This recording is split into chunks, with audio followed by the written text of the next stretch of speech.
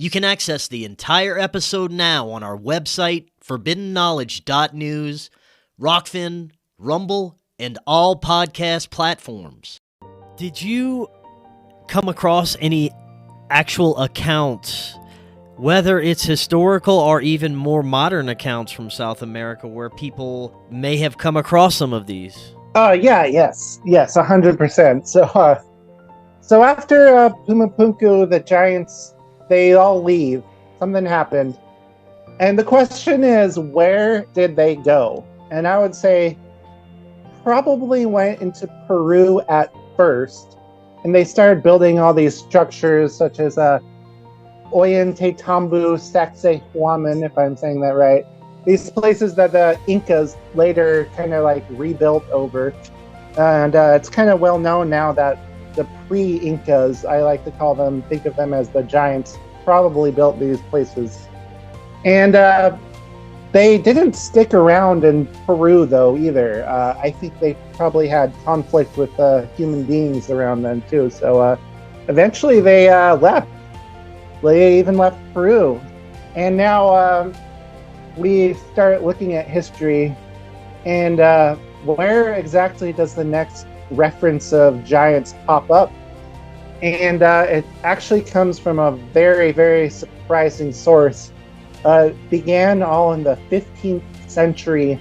The conquistadors and the earliest explorers of the Americas, when they started getting down to the bottom of South America, specifically to Patagonia, that's when the first actual encounters with real giants started taking place. So the very first one on record, this happened in, I want to say, the early 1500s. And this was the first ever circumnavigation of the globe by ship. And it was a very, very famous event and story. And there was a book written by one of the few survivors of this circumnavigation. And I am pretty sure they were from Europe. I think it was Spain. And Magellan is the guy's name. He was the captain of the voyage. And so when they got to Patagonia, they were kind of cruising the shoreline, and they saw some of these very, very, very tall humanoid creatures dancing and running around on the shore. And so they're very interested, so they dock the boat and they send a party of guys on canoes or smaller boats to land there. And that's when the first contact with giants occurred. Now, according to the book that was written by one of the members of this expedition, these giants were approximately 10 feet tall, which is extremely tall. And so they made friendly, peaceful contact with them. And at first, and what these guys did, they were conquistadors, so they weren't the best guys, they weren't the best people, but they had the idea, this is amazing, we're talking to these giants, they're friendly, we should kidnap one of them and bring them back to the courts of Europe. And kind of their idea was to parade them around the king's courts and kind of make money off of them is eventually what they wanted to do. They kind of wanted to treat them as a curiosity and show them off. So what these guys did, the Magellan voyage, they ended up earning a couple of the giants' trust somehow. And they lured them back to the boat. I don't know what they did, but they lured them back to the boat, and then they just took off with two of the giants on this voyage. And basically, it was a kidnapping. So eventually, what happened, though, was on the return voyage home, it was very dangerous. There was a very, very, very high mortality rate on this expedition. Most of the people died, actually. And eventually the giants died off too.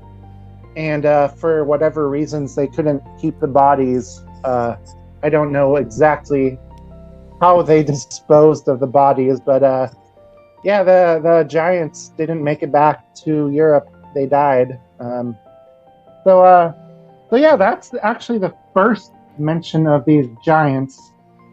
And I got a little list here. So after that, they kind of keep on popping up throughout history. The next reference in history was another very famous guy, Sir Francis Drake. He wrote about meeting very tall 7.5-foot giants on his circumnavigation of the globe. And the next one, an Englishman in the 1590s named William Adams. He was going in this Patagonia region, and he told a story about a violent encounter between his crew and these giants. And the details on this encounter are a little bit hazy, but apparently there was some kind of altercation and some kind of battle with the giants, actually. And yeah, we have a couple more. William Adams, Anthony Knevet in the 1590s reported seeing several giant tombs, and they had 12-foot tall skeletons. And yeah, so this actually continued for probably the next 100 years or so. All the sailors, all the people there started running into giants, and it's mentioned in historical record a couple more times. And so yeah, I was researching all this, and it was very strange because I also came across another legend from Patagonia called the Lost City of the Caesars. And this one was supposedly a lost, amazing, advanced city that existed somewhere in the Patagonian wilderness. And the inhabitants of this place were said to be the giants. That's kind of like where they lived. But also you had... What time frame is this supposed to have existed? Right around the same exact time. Yeah, the 1500s. So yeah, the Lost City of the Caesars, it's supposed to be somewhere deep in the mountains, and that's why no one has found it even to this day. But so you got giants who live there, and according to legend, there's also exiles from the Incan Empire, because this was around the same time that the genocide and the conquest of the Incas was taking place. So while this is happening, every one of these guys, they're also exploring Patagonia, South America, and they keep on coming into tales of this city that has giants. It has fleeing exiles, and probably the best documentation of this one is there's actually a real document from the 16th century that's currently in a private auction house.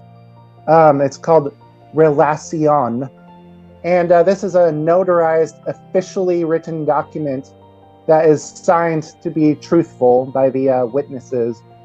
And according to this document, there was 2 sailors who were part of an expedition that crashed around the Straits of Magellan, which is a very, very dangerous part of Patagonia, I guess Chile, on the coast that's full of small little islands and rocky outcroppings. So this real voyage that's documented to take place, it was a large voyage, and several ships crashed there. But a bunch of the survivors of the Spanish fleet, by the way, they made it to shore. And at that point, they were in Patagonia, like there was supposed to be no civilization whatsoever. So what they did was they set up their own kind of survivors settlement, if you will. And this settlement actually prospered for a number of years.